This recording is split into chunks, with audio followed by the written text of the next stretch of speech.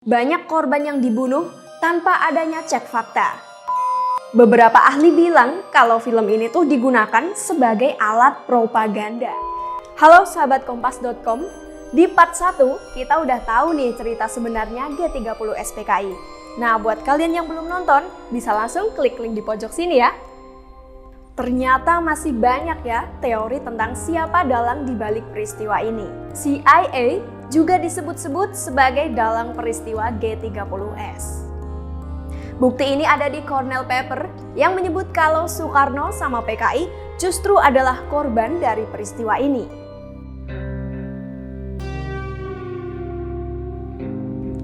Jadi gini guys ceritanya.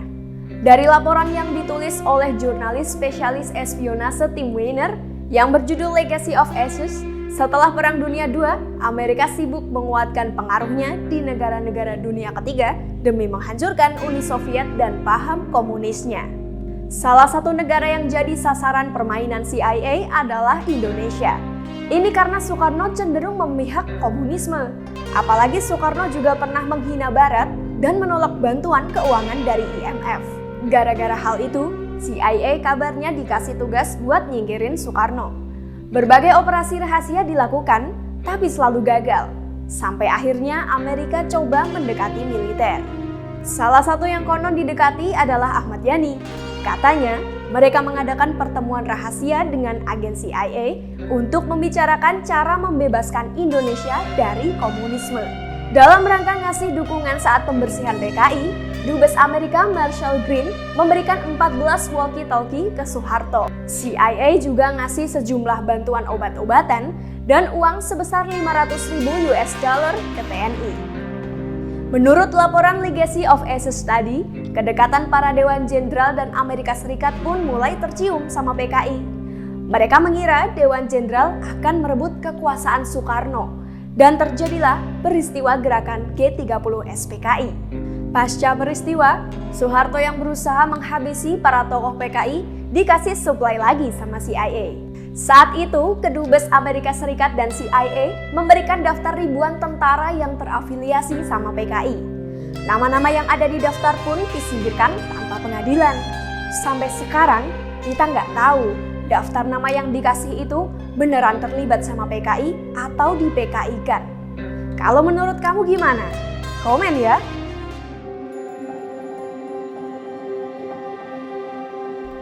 Kalian yang selama ini mikir PKI kejam, menculik dan membantai, kalian salah. Yang sebenarnya diculik dan dibantai adalah PKI dan simpatisannya. Setelah peristiwa G30 SPKI, TNI mengumumkan PKI telah melakukan percobaan kudeta dan menciptakan pemberontakan berskala nasional. TNI juga bilang kalau PKI dan simpatisannya akan membantai umat muslim.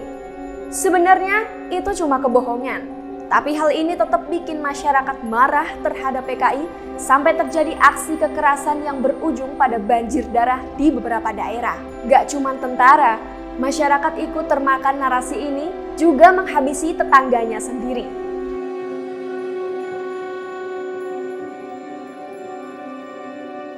Emang bener sih ada penculikan dan pembunuhan jenderal, tapi ternyata operasi itu bukan kesalahan PKI semata.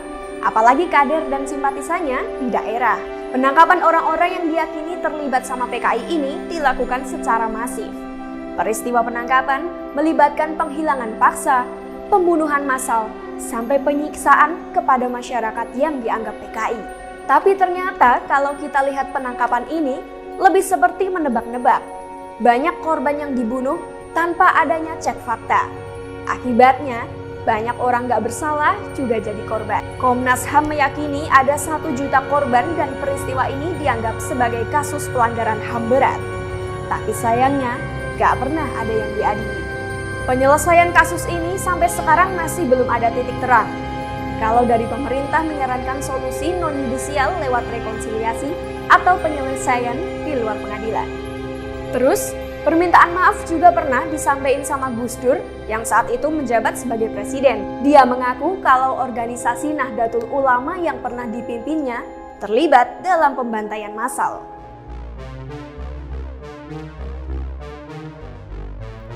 Kalau ditanya apa film paling banyak ditonton di Indonesia, jawabannya ya film G30 SPKI. Tahu nggak kenapa ini jadi tontonan wajib selama Orde Baru? Film yang bercerita tentang peristiwa Partai Komunis Indonesia ini jadi tontonan wajib setiap 30 September. Film ini dibuat oleh Arifin Senur tahun 84 dan pertama ditayangkan di TVRI tahun 85. Biasanya penayangan film akan dilakukan berulang kali sampai 1 Oktober. Tujuannya sih buat memberitahu rakyat bagaimana ulah Partai Komunis Indonesia atau PKI saat itu. Tapi ternyata film tidak dibuat persis seperti cerita aslinya. Beberapa ahli bilang kalau film ini tuh digunakan sebagai alat propaganda. Sejarawan Boni Triana juga menilai kalau film ini bukan film sejarah, melainkan alat propaganda. Banyak adegan yang ternyata nggak sesuai sama fakta aslinya. Contohnya kayak scene penyiksaan 7 jenderal oleh PKI. Ternyata hasil visum bilang nggak ada penyiksaan seperti yang digambarkan di film. Tapi untungnya, film ini udah bukan jadi tontonan wajib lagi. Meskipun sampai sekarang masih tayang di televisi pas 30 September. Nah, itulah serangkaian cerita peristiwa G30 SPKI. Buat kamu yang udah pernah nonton filmnya, gimana menurut kamu filmnya? Komen di bawah ya. Terima kasih sudah nonton video ini. Jangan lupa like, komen, dan subscribe channel kompas.com. Jernih melihat dunia.